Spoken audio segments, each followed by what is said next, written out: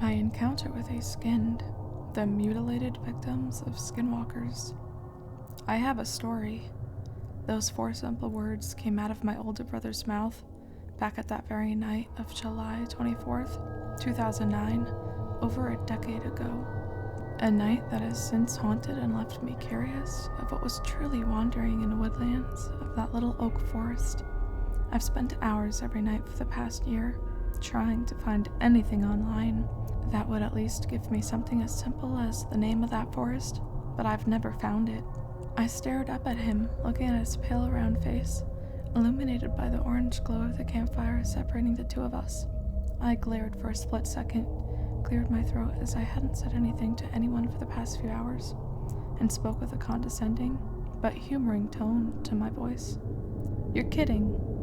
No, I wasn't a disbeliever in cryptids, ghouls, and any monster that lurked in the dark crevices of the earth, or that they were undiscovered beings and creatures, or something else entirely, but I obviously knew that whatever was going to come out of my brother's mouth was going to be a load of baloney. Allow me to describe what I mean. He's not a good liar, but always seemed to find it amusing no matter the situation. He'd tell my mother with a straight face that he didn't take one of my belongings, even though he was obviously hiding it behind his back. He'd tell my frustrated dad, who had just read his not-so-successful report card, that his C in algebra was a typo. In the end, my parents also had to sarcastically tell them that they believe him, and no matter what he did, never punished him for it, even though my mom can see his arm folded behind his back, and my dad could most definitely tell that Mr. Harris would not make a typo on something as crucial as a school report card, but their inability to continue fighting with him became more and more distinct throughout the years, because one thing that was especially present to his lies is that he absolutely would never admit to his lies. One night back in 2003, my mom walked into his room and told him that he shouldn't be playing video games because he obviously didn't finish his homework, and this resulted in a full-blown tantrum by a literal 9-year-old. He crossed his arms, did his notorious scowl, and stomped his feet, until my mom threw her hands up and walked out in frustration, leaving him to resume playing on his PS2, and ignoring the fact that his science teacher, Mrs. White, would blow a vein in her forehead when she discovered his unfinished homework. In just a few short years, when he was 11 years old, he angrily refused to talk to my father about the detention he received that January afternoon. His PE teacher had caught him shoving down a girl in his class, and when he confronted him, he angrily screamed and spat in his face until he had to literally drag him out by the arm of his PE class. I remember his quotes so vividly that night, to his constantly changing story that he was trying to keep explaining to my father. "I didn't do it. Melissa pushed me first. Mr. Davis is the one lying, and he pushed me first." My attempts at relenting against him, telling him that a teacher wouldn't just push a student because they felt like it, were met with angry yells directed toward me, exclamations that I was the stupid liar. So, yeah, if you couldn't tell, I'm not very fond of my brother, but I'm entirely off topic. Immediately, my brother scowls in frustration. My sarcastic remark had already upset him, and I knew that if I didn't dial it back in a few seconds, my parents, sleeping inside the RV, would be immediately awakened and get on my case for making my brother upset. "No, I'm serious. God, Michael, can you not be an asshole for 2 seconds? My brother was a foul mouth. It started when he was 14 years old, and he pretty much cherished his vocabulary of swear words. Both of my parents were floored when the first time he casually dropped an F-bomb during dinner, and while my mom didn't care what he said, unless it was an insult directed toward someone, my dad made it absolutely clear that he wanted absolutely no swears in his presence again, and if not, he'd make him mow our lawn, our huge front lawn, to be exact, every week for the next month. Yet when I was the one who got caught, my dad would go ballistic and claim he'd trash every electronic in my room if he caught me swearing again. Whatever. Fine. I'll humor you, Josh. Tell me your story then. Take it seriously. I thought it would be nice, seeing how we're near this campfire in the middle of a cool night. I rolled my eyes, just barely able to contain any more sarcastic remarks toward him. "All right, I will. Go ahead." I leaned back at the fallen log I was sitting on, vividly remembering how uncomfortable it was, but that it was better than sitting on the ground and having my mother get frustrated the next morning when she sees the stains of grass and dirt on the back of my pants. I vividly remember my brother look around, almost as if he was searching for something. He was most definitely eager to tell me a story. Yet, when I let him, he suddenly became completely unprepared. I swallowed the urge to chuckle, and a few seconds go by. He asked me a question that I didn't anticipate. "You know what a skinwalker is, right, Mikey?" I hated it when he called me Mikey, because most of the time, he does it just to annoy me. But did he just ask me what a skinwalker is? I mean, I recognized the name and some details of what exactly one was, but I had no idea he even cared about mythological creatures. I immediately began to think, trying to remember details, and the only thing I could prominently remember was that they were mythical monsters that could disguise themselves as humans by wearing their flayed skin like a suit. "Sure, yeah." "No, you don't." He scoffs and crosses his arms. Now all we're missing is the repeated stomping and scarlet red coloration to his face, and we'll have a full-blown up episode. "Fine, then explain it to me."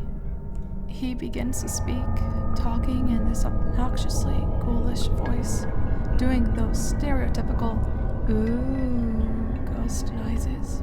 In as much detail as he could remember, he informed me that skinwalkers are Navajo witches or warlocks, capable of utilizing black magic to shapeshift into animals, either through possession or disguising by flaying the pelt off the animal and draping it over them, like some sort of demented suit of flesh and skin.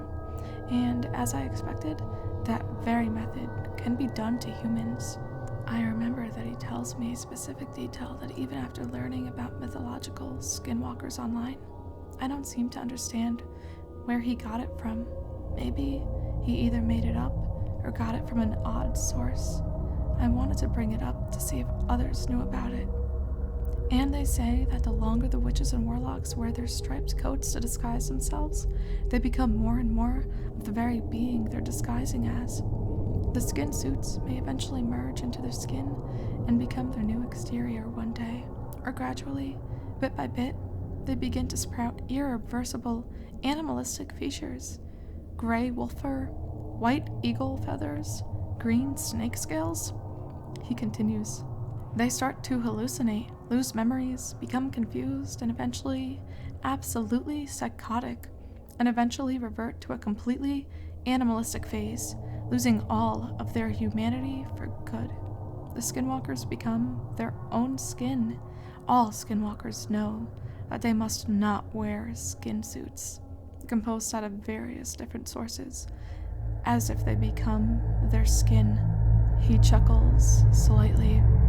Quite the patchwork abomination may come out. They don't have a nickname for those types of transformed skinwalkers, probably because they're so fucking horrific that they should never be named.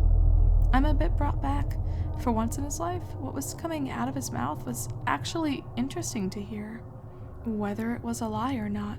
He seems to see my petrified state, mesmerized by his story, and slowly speaks again, asking me a question.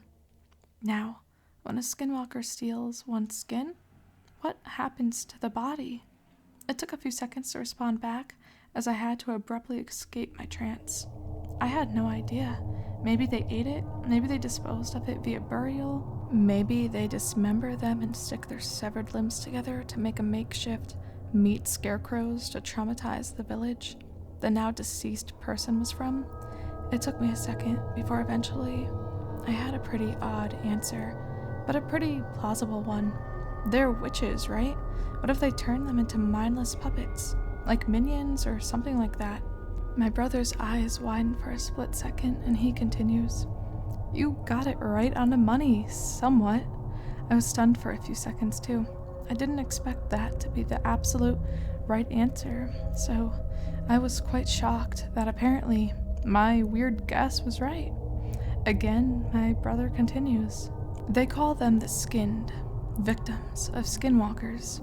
The whole process of becoming a skinned can't seem to work on animals, and it's believed it's because their brains aren't complex enough. But the process can't work on most humans. They become reanimated like zombies, but not quite. From head to toe, their skin has been removed, usually in a completely crude fashion, exposing layers and layers of peeled back flesh, lacerated muscles, and exposed tendons. They may be severely injured in appearance, as death by Skinwalker is no clean one, so claw marks and tears could be dug into their flesh, leaving open scars that never heal. The lower half of their skulls has been peeled open, exposing the skull's jawbone and the permanently exposed teeth of the person. Some say the tongue is gouged out prior to the process, so that the skinned can't call for help if it retains some humanity, while some say the eye sockets are stabbed, blinding the skinned, so it can't see what it's become. Some say the skinned have twisted limbs, forcing them to walk on all fours along the forced floor, and some say the skinned are disemboweled, leaving empty abdominal cavities with no present organs. People don't know why they do this, but most believe it's simply the result of inflicted wounds prior to death, and punctured holes through the side of the chest, through the heat, may symbolize that the Skinwalker is a past lover of the victim who had their heart broken and thus seeks revenge by stabbing straight through their own right before death. I got very curious, so I decided to shoot him a simple question. Why do the witches make the skinned? What's the point of having minions if they're all damaged, reanimated corpses? Again, you were somewhat right.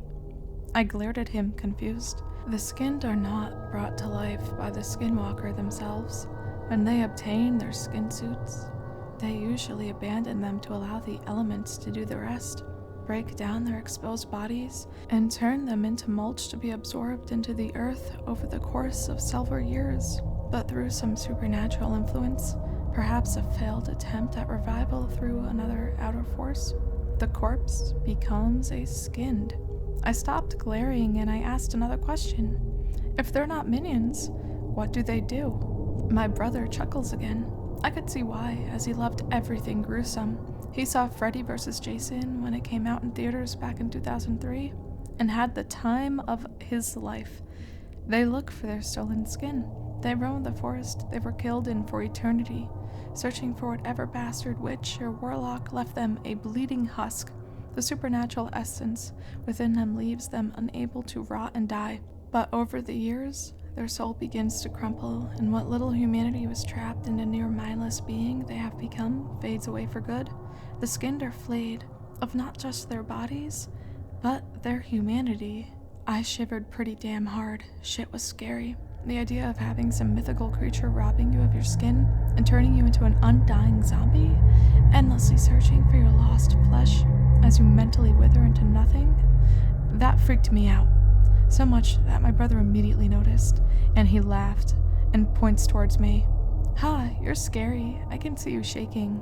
I didn't like being caught in a moment of fear, so I retaliated. "No, I'm shivering because it's so cold." That was only a half lie. While the faint wind brushed against my back, the glowing heat in front of me mostly canceled it out. Obviously, my brother caught me in my bluff, pointing at the nearby campfire, which was gradually dying down by now. "Oh, yeah, I'm sure it's absolutely freezing and dark too. If only there was something here that could provide us some heat and light." "Alright, fine. You did scare me, but the fire's dying down. Let's just go in the RV and get to bed. It's probably way too late, and Dad didn't want us to stay up late, so we could wake up tomorrow early." "No way. We're going to be back on the road tomorrow by noon. I want to spend as much time here as we can. We can just sleep in the RV during the day." "Then, do you have any suggestions about what we could do?" "I can continue telling you a story. A friend of mine told me that he ran to a skinwalker a few years ago, wearing the skin suit of a dead wolf." I don't think he was noticing the gradually fading glow of the campfire, so I pointed it out to him. "The fire is dying down. It's because nearly all of our fuel has been used up. Mikey, do me a solid and go get some twigs. Josh, you want me to go out into the dark, damp forest alone and in the middle of the night to go get more fuel? What, are you scared that a skinwalker will pop out and take your skin? Don't be such a wimp. There's sticks everywhere. It's not like you have to walk miles to find some. Come on and hurry before the fire's dead. Nuh-uh. Rock, paper, scissors for it. And no 2 out of 3. If I win, you do it. My brother scoffs in frustration, mumbling, "Fine," under his breath and stands up, approaching me. I vividly remember our little match of RPS. I was hoping that I didn't have to go, as I didn't feel like doing so, but my choice of scissors against his choice of rock proved otherwise. I win. Rock breaks scissors. Now, go. My brother quickly speaks and points over my shoulder. I grumbled in frustration but knew I couldn't protest, as it was my idea. So I turned around, kicked my feet, and took a couple slow steps. My brother's choking demand of, "If the fire's dead before you're back, the skinwalker might get you," got on my nerves, but motivated me to pick up the pace, as I wanted to be done with it as soon as possible. I think I was walking for a good few minutes. I don't remember what I was doing, but I think I just had my hands in my pockets, thinking about our little vacation trip. Back in early July, our parents thought our excessive days of just playing video games for 12 hours straight, then going to sleep, was corrupting our minds, and they wanted us to take a 5-day road trip to clear our heads. Both of them had entirely different views on video games, as while my mom normally just didn't want us to be excessively having our eyes glued to a TV screen, my dad absolutely believed in the whole idea that video games cause violence and banned graphic video games. Strictly limited video game time on the family computer and told us games like GTA 3 were made by a bunch of lowlives who wanted to brainwash kids and literally turn them into raving lunatics. Until we were 18, he wanted absolutely nothing excessively violent on our gaming consoles, or that if we're caught with it, we have to not only return the game from where we bought it, but humiliate ourselves by writing an apology letter to whoever it was brought from. And if that wasn't enough salt in the wounds, very limited video games for the next month. After around 3 or so minutes, my train of thought came to a halt and I remembered what I was out here for. I took my hands out of my pockets and searched around, eventually finding piles of fallen wooden branches on the ground, before I scooped up as much as I can with prominent handfuls before turning around and starting to make my way back. Walking back, my train of thought kept going again, and I picked up where I left off. If it wasn't obvious, my father loves to utilize fear as a scaring mechanism into stopping us from doing things that he doesn't like, while my mother absolutely hates it, and it sparked countless fights between them. Just before the trip, my dad got curious one night, found some lewd sites on the history of my brother's personal computer, and he lost his shit. Mom tried to tell him that he was just curious, while my brother just flat out called him out on a supposed bluff. Eventually, Mom shooed us out of the living room and fought with Dad in private for an hour straight, so much that it actually exhausted him. I heard very little details through the muffled shouts in the next room over, but I could tell Mom was sick of Dad's method of traumatizing us. But Dad thinks that Mom's giving us so much freedom that we think we could do whatever we wanted. So, while they stated this whole road trip was to give us some fresh air, I think it was mainly because of the tension in between them, but they didn't want to flat out tell us that. And then, I stopped. Nothing had caught my attention. My whole train of thought just stopped, like it derailed. It wasn't like I just abruptly snapped back out. It's as if it had just abruptly concluded and wrapped itself up. That's when it hit me why I stopped. I looked around in confusion, searching through the shadowy trunks and branches of the old oak trees before me. I was frozen, and that's when I truly realized why I had stopped. I didn't recognize where I was. I remember that even while I was first thinking, I could recognize subtle details in my trail. A lonely, rotted tree stump, a crumpled up can of either beer or soda resting on a pile of leaves, and a few jagged patches of gravel I had walked over. I searched and searched and searched for any of those details, but they were nowhere to be seen. No, it's not possible. I had turned around a full 180 degrees when I got those sticks. It's not like I just got lost out of nowhere. I searched Everything was quiet, too quiet. It was like a horror movie, building up to a sudden loud jump scare, a blaring scream to deafen me in the face of a deceased, mutated creature to lunge out of the darkness to maul me and take my skin. God damn it, I yelled out in frustration. If my father was just a few feet away, I would have gotten a raw slap to the back of my head for yelling God's name in vain. But he wasn't. I was dead, lost, in the middle of a forest, alone while it was in the middle of the night. I was immediately consumed with a chilling feeling, one stronger than the weak, ice-cold winds. It was my blood freezing and shivers running up and down my spine. It was pure fucking panic. "Joshua!" I yelled out. I knew wherever I was, he probably couldn't hear me, but I just wanted noise in the forest, besides my own gradually quickening exhales. I yelled again, frozen in place. "Joshua!" Nothing. No, I knew where I was just a few minutes ago. Never in my life had I been so paranoid, felt so paranoid. I was absolutely shocked to my core. I could barely move my upper body while everything below my pelvis was anchored to the ground. I vividly remember trying to lift my left foot, but it's as I was wearing a steel-toe boot welded to the ground. I just stood there for about a few minutes straight, just trapped in place as my breathing grew more and more hysterical. I couldn't move my legs, I couldn't hear anything, I couldn't even open my hands and drop the handfuls of twigs stuck to my palms. It was so surreal, and my own personification was the only thing keeping me from full-blown trembling in absolute shock. I felt lightheaded as I was breathing, like my life depended on it. And then, just then, I heard it. The first noise within the last 8 or so minutes. A noise that I can recall in so much detail despite its immensely short length and abruptness. I didn't even know what it was at first, but it eventually came into my mind. When I realized what it most likely was, I nearly vomited right then and there. It was the loud crunch of a twig snapping under someone's foot. "Joshua!" I screamed so loud my voice cracked, and for half a second went high-pitched.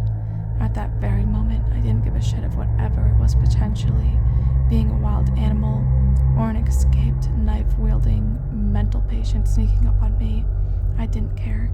It's as if nothing in the world mattered to me at that very moment. A moment that only lasted just a few seconds until I heard it again. Another twig snapping. I didn't know where it was coming from, I couldn't tell, but I absolutely knew that it was getting closer. Not like this, anything like this. I remembered that glimmers of life seemed to flash before my eyes, potential deaths in my mind. I get mauled to death by feral animals and semi-eaten.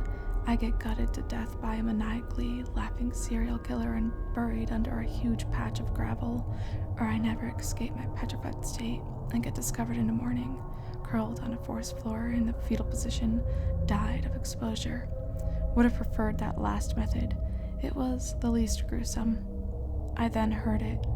What came next was at first entirely familiar, the third snap of a twig, but was followed just milliseconds later by a sound that I can easily describe, but can't put together in words how bone-chilling it was. A slow, guttural groan. It was a person, or what I was hoping it was. From the best I can put together, it was like the final breath of a smoker succumbing to lung cancer, or the mangled, raspy exhale of someone's life being sucked out of them via strangulation.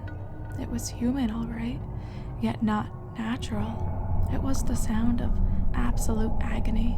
No man can generate that sound at will. I heard it again, got another listen to it, much clearer than before. It was sickening, beyond disturbing. Though it felt different than before, and it took me a few seconds to understand why. The first sound was an exhale, and this one was an inhale. I'm praying by now, praying that whatever is happening is just some fucked up prank by Josh, and stuff like the inability to locate those subtle details, and his malformed gasps were just my mind twisting details from an excessive amount of fear. Maybe I had dozed off at the campfire, and whatever this was just a nightmare. I would pinch myself if I could, but by now, my fingers were stuck together, and all I could do was wiggle the tips of my thumbs. I heard it again, a twig snapping, followed by a mangled inhale. I stayed silent for a couple seconds. There it was, a twig snapping, a grotesque exhale. It almost had a rhythm, and after a while, I seemed to recognize that the spaces in between a combination of a breaking branch and warped exhale or inhale of breath was almost perfect, so much that I even counted it to be nearly exactly 6 seconds. I couldn't really tell if my fear had faded away by then. I was perplexed by these near inhuman sounds, and the only thing affecting me was my inability to mostly move, and the faint winds that I had been so long in that my teeth were chattering. Abruptly, everything just ended. The unusual noises were gone, and now I could at least hear the faint whooshing of the wind before me. I felt pins and needles in my hands and legs, so intense that they hurt, as if all the blood flow in them had stopped. I straightened my fingers, flexed my toes, and gradually lifted my left foot, finally taking my first step in what I think was at least 20 minutes. I think at that moment, I was convinced whatever just occurred was some sort of fear-induced psychotic episode. Those strange noises were auditory hallucinations my brain created, and finally, I managed to snap out of my episode, and the noises abruptly left.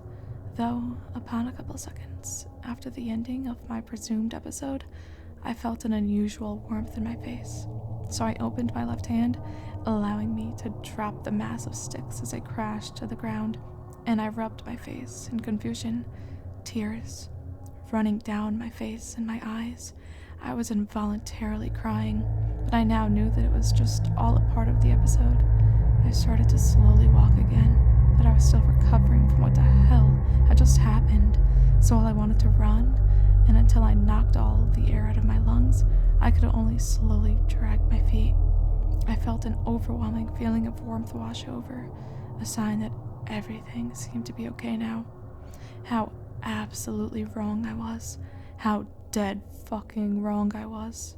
Never in my life have I ever been that wrong before, and my body gave me an overwhelming feeling that it was all over. But all that really was the appetizer before the main course. What happens next has traumatized me to a massive degree. Over the next few weeks, I had recurring nightmares where I'm forced to relive this moment every time. If I had a full bladder, I would have definitely emptied it by then. What came next was not human. Nothing capable of living can generate this noise. Not even a fucking demon straight out of hell could. And this horribly distorted, jarring voice I can nowhere near replicate. When retelling this story to my friends and family, it uttered a single word I could not understand at first, but after this, I finally realized what it said. Skin. I don't know what scared me more, the abruptness and volume of it, or the fact that unlike the sounds of snapping twigs and raspy groans, I could understand where it was coming from. A few feet behind me. Then I heard it, the dragging, the crawling, the swishing of soil, the cracking of the branches I had dropped behind as it writhed over them like a giant leech. Before I could fully register its existence, I had gradually spun my head around and got a good look at what it was. It was exactly what I wasn't hoping for. It was a twisted, mutilated human being, and if you couldn't tell from all the buildup, it was a Skinwalker victim, flayed nearly to the skeleton with dissected layers of muscle, flesh, and other body parts exposed, formerly under the layers of skin that formerly protected its body. I remember the face, gutted, punctured, with the right side looking like someone had taken a claw hammer to it, so much I could see sections of its skull. Its empty right eye socket and nasal cavity were crushed, with a combination of what looked like dried blood and mucus, while the left eye had absolutely no color. It was dead. It was not alive. It shouldn't be alive. Its teeth, still perfectly white as if it was alive and almost glowing in the moonlight, were fully exposed from the lack of lips, yet there were no pair of dentures. They were gnarled, sickly, and stained with various colors of substances I didn't even want to get a better look at. I could now understand its malformed breathing, as its trachea was split wide open, exposing a gaping hole in the front of its neck. What I formerly thought was a sound of crawling was not crawling. That thing was walking on all fours, its elbows pointed up to the sky, and while I couldn't see it at first, its knees were fucking twisted backwards, allowing to essentially move its legs backwards. One thought in my mind during a good 10 or so seconds, I had my eyes set on this creature. Not the fact that I was literally looking at a real, genuine version of the creature my brother had told me just half an hour prior, but the fact that it was dragging its extremities along the ground and scuttling toward me. I heard it speak again, this time seeing its mouth move. I don't understand how it could fully muster audible words with no lips on its face and visibly damaged muscles in its jaw, but it could. Skin. Thoughts flooded my mind so rapidly that I could barely register them as soon as they popped up. What I was looking at was not a creature that should be alive. It was an abomination that freed inside from whatever rotted chamber it had been locked in years ago, and I needed to get the fuck away from it now, before my body could reparalyze itself. I opened my grip, allowing me to drop my other handful of twigs before I turned around, took a random path in a direction I'd been searching, and ran like my life depended on it. And when I took off, I think it did too, because I heard that creature spoke the only 3 words I could understand that moment. Give it back. Give it back. The end of its final word gradually began to warp as it transformed into a ghoulish howl. By the time I had gotten around 10 or so yards from it, I heard its howl twist into what I could describe as an ear-splitting shriek, one my brother would never have the lung capacity to do. I knew what I did. I pissed it off, and before I could start praying that it was slower than me, I remember what kind of being that I was even dealing with. I heard several twigs break per second, somehow through its agonizing screech. It was chasing after me. I didn't know how long I ran, but I ran until there was little air in my lungs and stomach bile in my throat. I narrowly threw up in my mouth, yet I kept running because I could hear that fucking thing in hot pursuit. And through an absolute miracle, I saw it. The silhouette of my parents' RV through the gnarled branches I was plowing through, blocking my face with my arm and leaving tiny cuts across the underside of my forearm. Through the gaps in my fingers that was shielding my face, I could see glimmers of the smoke rising from the now extinguished campfire.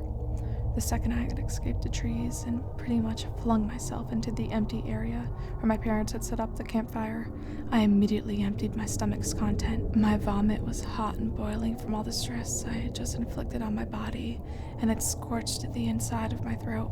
I glanced upwards, my vision reduced from the tears and sweat in my eyes, but I could see the outline of my brother standing just a few feet over me. "Michael, holy shit, where the hell have you been?" That's when I realized something. I had not just escaped. There was no finish line. That fucker was still after me. And within seconds, I jumped to my feet, my legs aching and my entire body just overheated. Never in my life had I run as fast as that. Nowhere near as more than any miles I've run in PE class. I could only muster out a couple words before my voice was canceled out by the petrifying scream of the creature. It had stopped screaming for a few seconds, just enough for my brother to get a full listening of it because it had lost me, but both an extremely exhausted me and my own brother were in its radius. I can remember what I said, clear as ever. "We need to get in the RV right now." My brother told me at a later date that when he heard that screech of whatever was in the forest, he had almost shit himself right there. Before I could even blink, he had his arms scooped under my armpits and he had me dragged into the RV within a span of around 5 seconds. Did it so fast that I was shocked he didn't get a hernia, and to this day, this is the greatest thing he's ever done for me. If he had left me in panic, I would not be online writing this story today. That thing would have burst out of the shadows, wrapped an outstretched hand around my ankle, and dragged me back into the darkness, where we would never be seen again. The booming bang of my brother slamming the RV door and locking it immediately woke both of my parents. But before my father could self-detonate and chew him out for waking them up, their gazes immediately averted to me, who was left a sweating, crying, retching mess on the RV floor. I remember my mother immediately coming to my aid, horrified because, as she would tell me years later, she had never seen in such a state of absolute disarray before. My father interrogated my brother, unsure what to make of my current state, but believing my brother was behind it. My ears were ringing badly, but I could hear what he was telling him. "There's something in the woods. We heard it scream, and it didn't sound like a wild animal." My father showed immediate disbelief, but I remember through choking gasps of air, I assured him that I ran directly into it, and it chased me out of the woods. My parents were mortified upon realization that my brother wasn't lying again, and my father urgently asked what I had seen in the woods. I remember what I said, word for word. It was a person on all fours with no skin. What came next was a blur. My own body was starting to power down from how much energy I had drained myself of, and even though I struggled to stay awake, just in seconds, I felt myself slip out of consciousness. All I remember is my brother frantically telling something to my parents, and my panicking mother scooped me up. I woke up an undetermined time later, and a couple of years later, while reciting the story to my brother, he told me that I was out for around 11 hours straight, and I slept dead silent.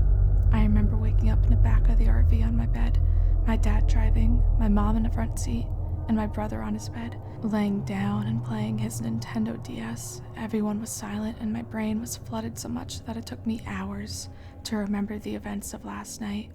My brother and I talked just an hour later.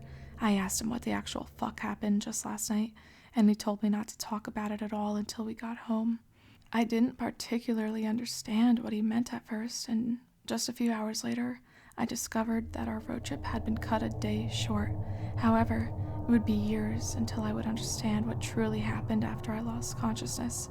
My mother said nothing, while my father always silenced me, telling me he never wanted to speak of it. My brother was the only one who would talk to me about it, but he told me he didn't remember what happened after I passed out either, since he fell asleep as well and wanted to hear it from my father, but he always acted as if it never even seemed to happen. I had my nightmares. They plagued me so badly, but they eventually went away.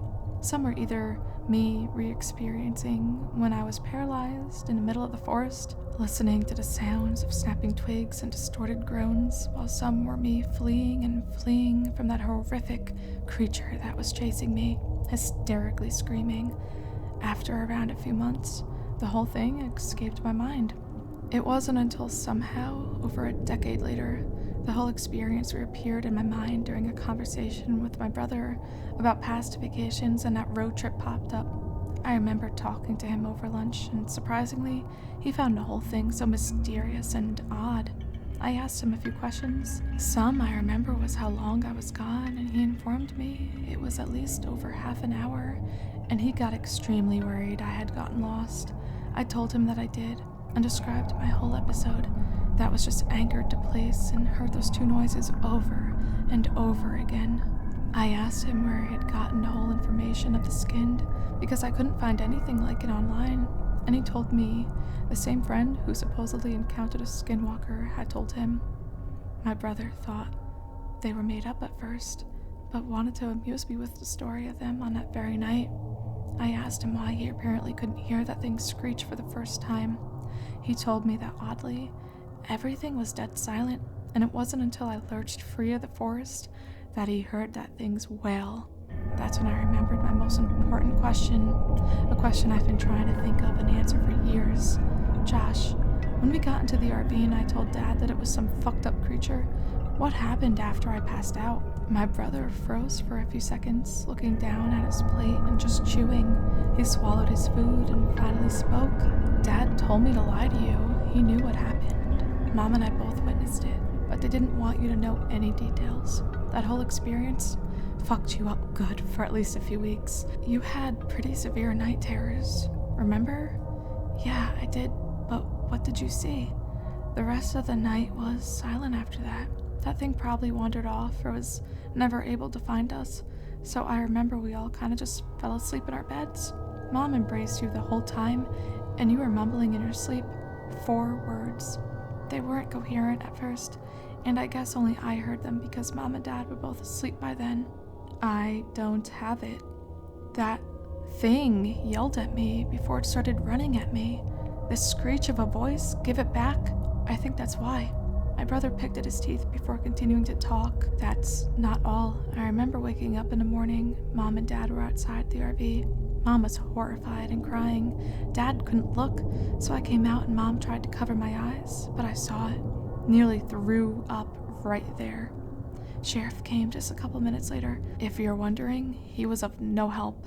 I stared at him with a combination of curiosity and fright. I felt an overwhelming chill run down my spine, though one that would never compare to the ones I had while I was stuck in the middle of the forest. What did you see? The sides of the RV, even the roof, were covered in reddish-brown splotches, visibly dried and crusted into the RV's paint.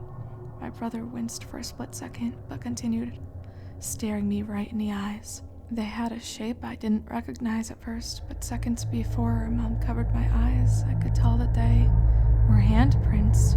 While we slept, that bastard came back and crawled all over the RV. I finished his sentence. Because it was looking for me. I don't know what truly lurks in the dark crevices of Earth, but I know now not all of them are feral. Some used to be people like you and me, but they were robbed of everything they had. The very matter that covers their body, shields to meet from the outside world, the cold, empty outside world. It's driven me crazy. I remember thinking about how negative my brother was, bringing up all these awful things he's done in the past, how much I despised him prior, yet he saved my life. What if he was the one who went into the forest? What if he was the one who ran out of the forest, out of breath and vomiting?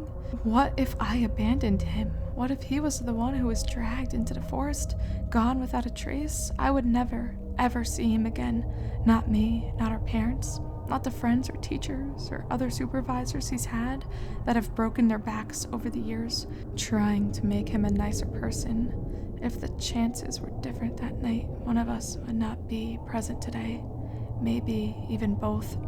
Yet there's one thing that still unnerves me about this incident, is that whatever truly that creature was, it's still out there, in that dark, silent forest, condemned to walk in animate limbo, searching for not just its ripped away skin and flesh, but something else that was ripped out of it, its soul.